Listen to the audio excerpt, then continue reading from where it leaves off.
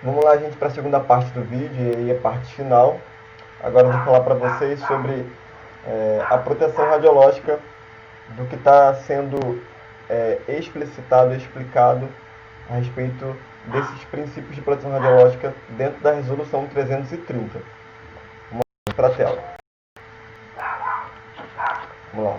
Do programa de radiológica.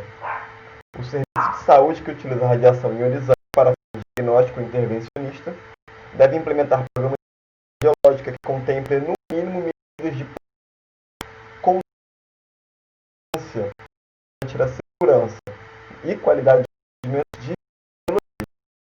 Então, o serviço de radiologia tem que fazer o programa de implementação de proteção radiológica que contemple e envolva esses três princípios aí, que é o da prevenção, do monitoramento e de controle das radiações ionizantes dentro do serviço de radiologia. Bom, gente, e aí embaixo aqui, ó, na subseção, vem falando dos princípios gerais de proteção radiológica, que isso está explícito lá na portaria 453 e também está sendo falado aqui, porque esses princípios são definidos por comitês internacionais de proteção radiológica. Como eu já falei para vocês, princípio da justificação, princípio da otimização, da limitação de dose e da prevenção de acidente. Porém, os três mais importantes são esses três primeiros que eu falei para vocês. Justificação, otimização e limitação de dose. São os pilares da proteção radiológica aí, né? E aí, de modo a garantir que a exposição do paciente aos riscos inerentes de cada tecnologia, né, envolvendo radiação ionizante, seja no mínimo e necessário para garantir a segurança desse paciente aí e ter a qualidade esperada da imagem que a gente quer produzir aí para esse paciente desse procedimento que está executando. Tá bom, gente? Vamos lá. As exposições médicas de pacientes devem ser otimizadas ao valor mínimo necessário à obtenção do objetivo radiológico, que é o que? Produzir a imagem radiográfica para o médico posteriormente dar o diagnóstico, bem como ser compatível com os padrões aceitáveis de qualidade de imagem, devendo ser considerado no processo da otimização da exposição médica. Então, quando ele fala que essas exposições médicas devem ser otimizadas a um valor mínimo necessário a garantir a segurança dos pacientes, mesmo e ao mesmo tempo, em paralelo, produzir uma imagem de boa qualidade, tem que tanger esses processos de otimização aí, de exposição da radiação, ó, que é a seleção adequada das técnicas, equipamentos e acessórios que vão ser utilizados naquele exame radiológico, os processos de trabalho, como é que vai ser a organização, o que você tem que fazer primeiro para você não se embolar e errar durante a execução do exame radiológico, a garantia de qualidade, tem que ter ali o padrão de fatores técnicos de exposição corretos para você produzir a imagem necessária, para não ter que ter repetição, e as restrições de dose para o indivíduo que colabore conscientemente de livre vontade e fora do contexto das suas atividades profissionais, no apoio do conforto do paciente durante a realização do procedimento do exame. Beleza? Então também a gente tem que olhar para cada indivíduo, é uma técnica diferente. Não vai ser a mesma técnica para todo indivíduo. Um indivíduo magrinho, uma técnica baixa. Um indivíduo mais gordinho, vai ter que aumentar um pouco na técnica, porque tem mais tecido de pouso. Então isso tudo aqui envolve a restrição de dose por indivíduo. Beleza, gente? Vamos lá. Artigo 45. As exposições ocupacionais. Falei das exposições médicas, que é relacionada às exposições aos exames com os pacientes, né? Agora, as exposições ocupacionais são as exposições voltadas para os profissionais das áreas das técnicas radiológicas. As exposições ocupacionais normais de cada indivíduo, decorrentes de todas as suas práticas, devem ser controladas de modo que não excedam os limites estabelecidos pela Comissão Nacional de Energia Nuclear. Está vendo que aqui ele não fala a tabelinha que é explícito estabelecido pela CNEM, ele só fala que é seguindo os limites de dose que estão lá nas normativas da CNEM. Aqui ele não deixa explícito quais são esses limites. Então agora ele passou essa bola para a CNEM. Então aí a gente vai ter que ir lá na normativa da CNEM, entrar em limitação de dose dos indivíduos ocupacionalmente expostos e ver ali a tabelinha. Para mulheres grávidas devem ser observados os seguintes requisitos adicionais, com visitas a proteger o embrião e o feto. A gravidez deve ser notificada ao responsável legal pelo serviço ou pelo profissional formalmente designado por ele então, tão logo quanto constante. Ou seja, aquela mulher está com suspeita ou está grávida, já tem que ir lá no primeiro plantão falar com o responsável legal, que é o dono da clínica, que é o responsável pelo hospital, ou pelo supervisor da equipe ali, que ela está com uma suspeita de gravidez ou ela está grávida. Para a mulher, a gravidez deve ser notificada, o responsável já falei, as condições de trabalho devem ser revistas para atender à resolução e as demais normativas. Então, o que acontece é tirar essa mulher grávida ou com suspeita do ambiente de área controlada ou supervisionada, que é onde gera radiação ionizante, botar ela numa área livre, numa recepção, numa área que dê condições de trabalho para ela e que ela não fique exposta à radiação ionizante, que é na área livre. Menores de 18 anos não podem trabalhar com raio-x diagnóstico e intervencionista. Uma coisa que eu observei aqui nessa lei, não sei se tem uma margem para aceitar ou não. Na portaria 453 fala que menores de 18 anos não podem trabalhar, exceto para fins de estágio profissional e treinamento. Aí entra numa condição de menores entre 16 e 18 anos podem exercer a função ali com radiação ionizante. Aqui na RDC não tem isso explícito, essa exceção entre 16 e 18 anos em estágio ou treinamento profissional com radiação ionizante pode exercer esse estágio aí. Aqui fala que menor de 18 anos não pode exercer não pode praticar procedimentos radiológicos com radiação ionizante. Então, ou seja, menor de 18 anos não pode. As exposições normais do indivíduo do público são os acompanhantes, né? E as pessoas que estão em volta desse setor de radiologia, decorrente de todas as práticas, devem ser restringidas de modo que não exceda os limites de dose para indivíduo do público, estabelecido também pela CNEM. Então, lá na CNEM tem a tabela de limite de dose de exposição ocupacional e médica para o IOI, que é o indivíduo ocupacionalmente exposto, somos nós técnicos e tecnólogos, médicos, radiologistas, todos da área da radiologia. Então aí tem a limitação de dose para eles, tem a limitação de dose para o indivíduo ao público. E o acompanhante entra na dose do indivíduo ao público. Aí está lá estabelecido na tabelinha do CNEM, ou CNEM. Vamos lá, agora sobre a prevenção da proteção radiológica.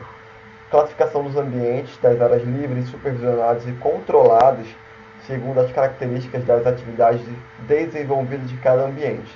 Ou seja, se naquela área ali vamos produzir radiação ionizante, aquela área vai ser definida como supervisionada ou controlada. Se aquela área ali vai ficar sala de espera dos pacientes, atendimento e não produz radiação ionizante, não chega um nível de radiação naquela área, ela vai ser considerada uma área livre, então qualquer pessoa pode ficar circulando nessa área. Beleza, gente? Não. As salas onde se realizam procedimentos radiológicos ou intervencionistas devem ser classificadas como áreas controladas, que eu já falei aqui para vocês. Sinalização luminosa vermelha deve ser acionada durante os procedimentos radiológicos lá da sala. Ela tem que acender a luzinha vermelha quando realizar o disparo. Já falei para vocês também. Também está na portaria 453. Indicando que deve haver exposição à radiação, devendo ainda estar visível em cima na face externa, do lado de fora da porta de entrada para a sala que vai fazer exame de radiologia. Aí ela tem que ficar do lado de fora, na parte de cima da porta. Quando apertar o botão de disparo lá dentro, com a porta fechada, a luz acende. Ela tem que acender. E está sinalizando que está tendo disparo de radiação ionizante lá dentro da sala. Vamos lá. Agora temos que ter também avisos e adesivos, símbolos por todo o setor de radiologia, com sinalizações e precauções para esse paciente aí. Então, a sinalização luminosa estará acompanhada do símbolo internacional da radiação ionizante e das seguintes inscrições na porta. Raio-X, entrada restrita, ou raio-x, entrada proibida a pessoas não autorizadas. Tem que estar colado na porta. E quando a luz vermelha estiver acesa, a entrada é proibida. Então, na porta da sala de raio-x tem que estar colado esses dois avisos.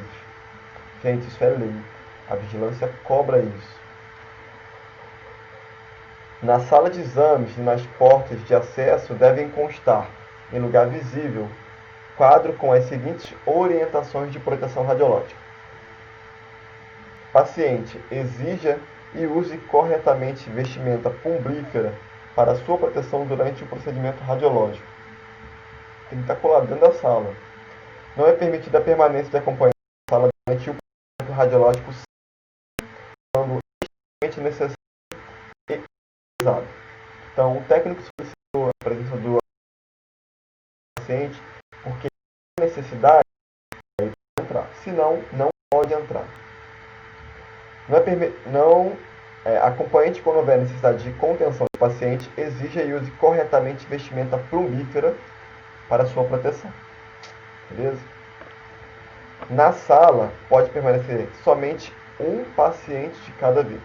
Então, você não pode deixar um paciente esperando ali na cadeirinha enquanto o outro está fazendo o exame. Isso aí, ó, esquece. Vai tentar otimizar o seu trabalho, você vai acabar expondo o paciente que está esperando lá dentro. E aí, proteção radiológica, ó, vai pro saco. Mulheres grávidas com suspeita de gravidez. Informe ao médico ou técnico antes do exame.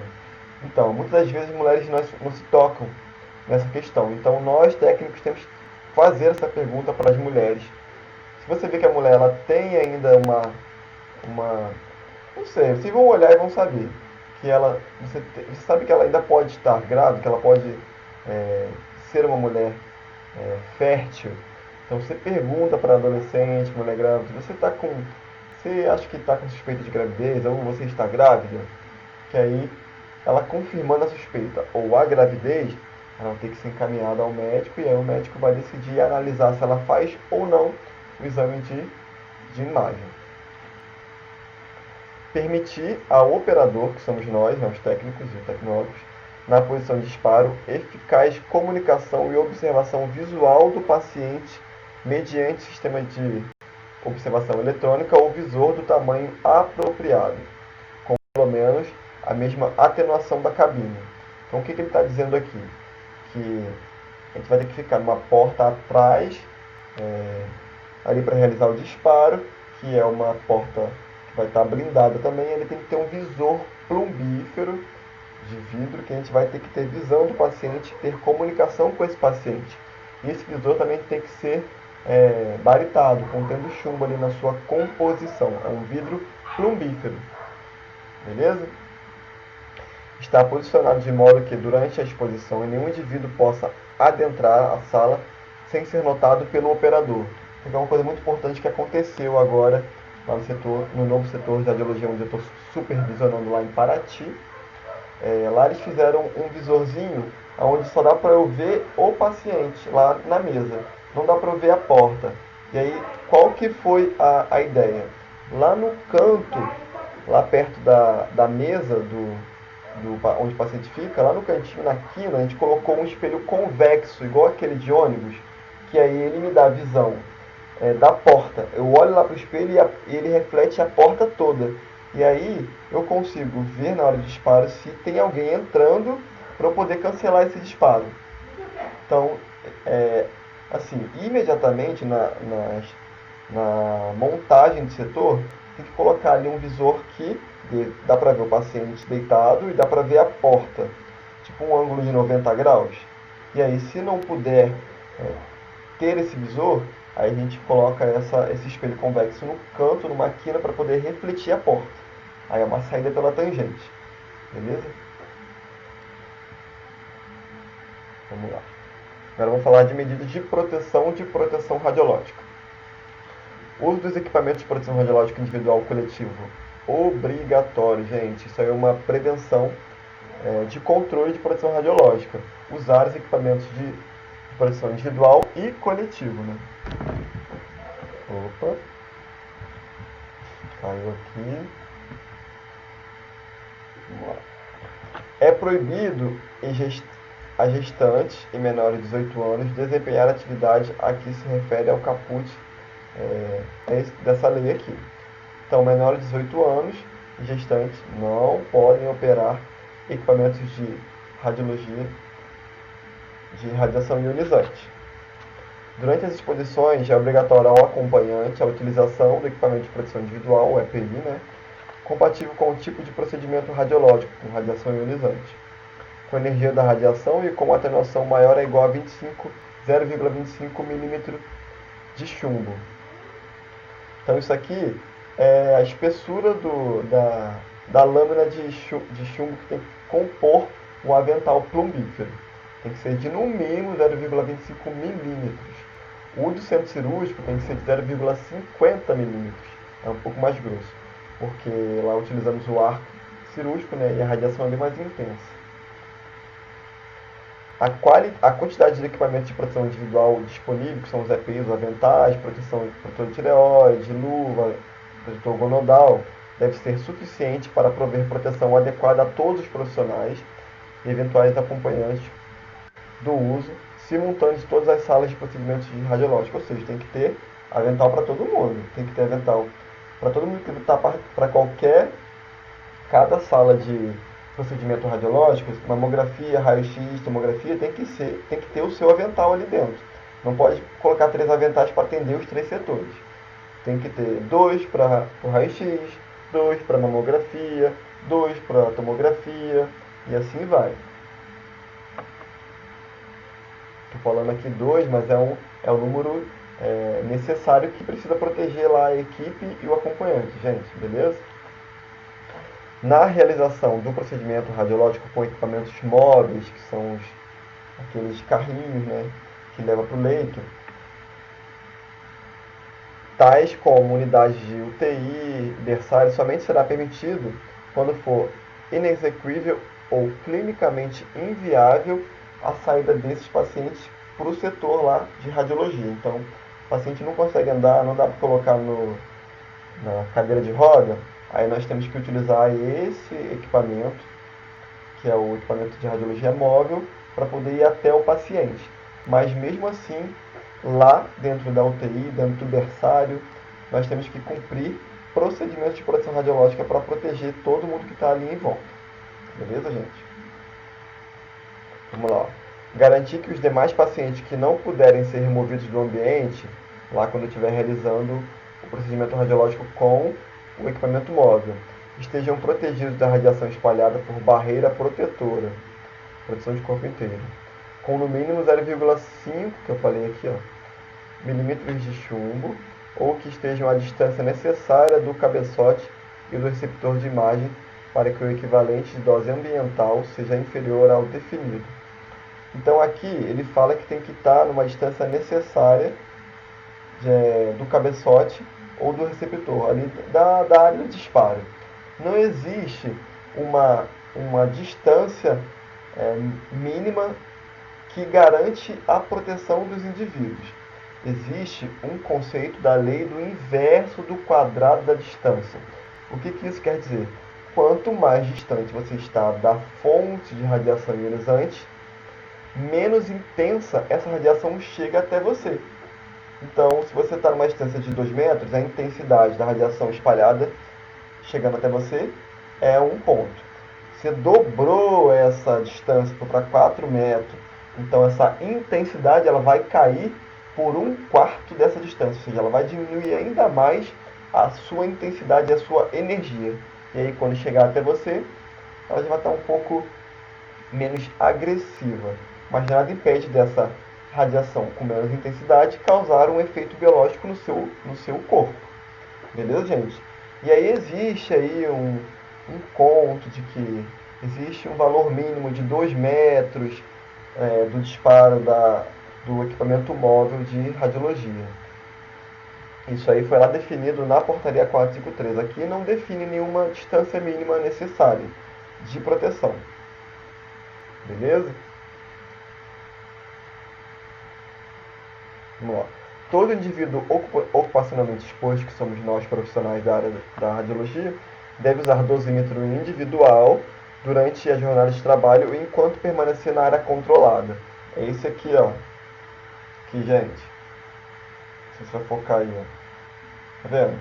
Esse é o dosímetro, ele é individual e intransferível. Quando você entrar para o seu setor de trabalho, para o seu plantão, você vai ter que colocar o dosímetro.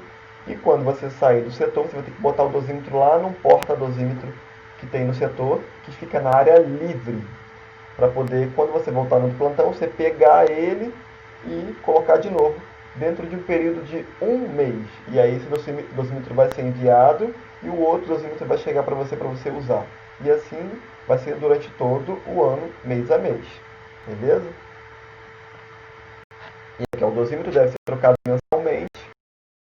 Cada dosímetro será utilizado por usuário exclusivamente no serviço de saúde. Então, tem que ser usado em radiologia ou centro cirúrgico ou setor que utilize radiação ionizante, na qual esse dosímetro foi solicitado. Quando não estiver em uso, o dosímetro individual deve ser mantido junto ao dosímetro padrão em local seguro de área livre. Ou seja, o dosímetro padrão é o dosímetro que fica lá no porta-dosímetro, ninguém mexe nele. E ele fica ali com dose zero, porque ele não é usado por ninguém e ele não pode ser usado por ninguém. Porque aí, quando o meu dosímetro que está sendo utilizado durante a minha jornada de trabalho for enviado para ser quantificado o quanto de dose de radiação que eu tomei durante esse período de um mês, aí eu vou poder comparar a dose que eu tomei menos a dose do dosímetro padrão. E aí tem uma dose excessiva que eu tomei, ou não.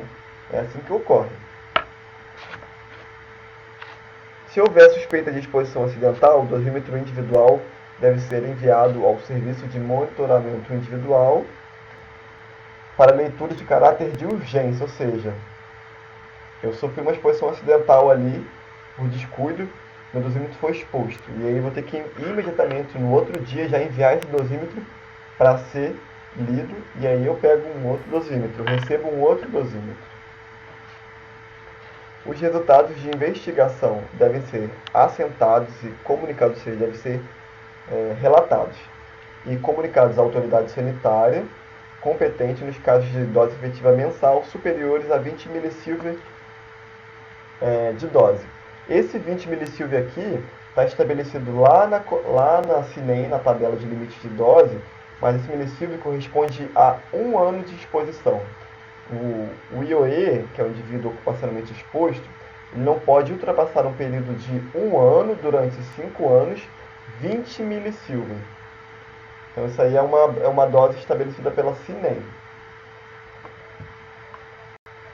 E aí, vamos lá, o que eu sublinhei mais aqui?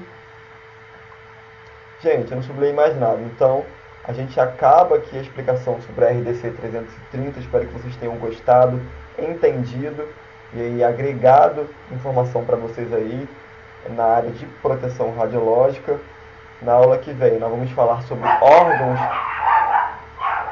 regulatórios internacionais, comitês, sobre a CINEM, que tangem também no assunto de proteção radiológica. Tá bom, gente? Todos tenham uma boa noite e até a próxima aula.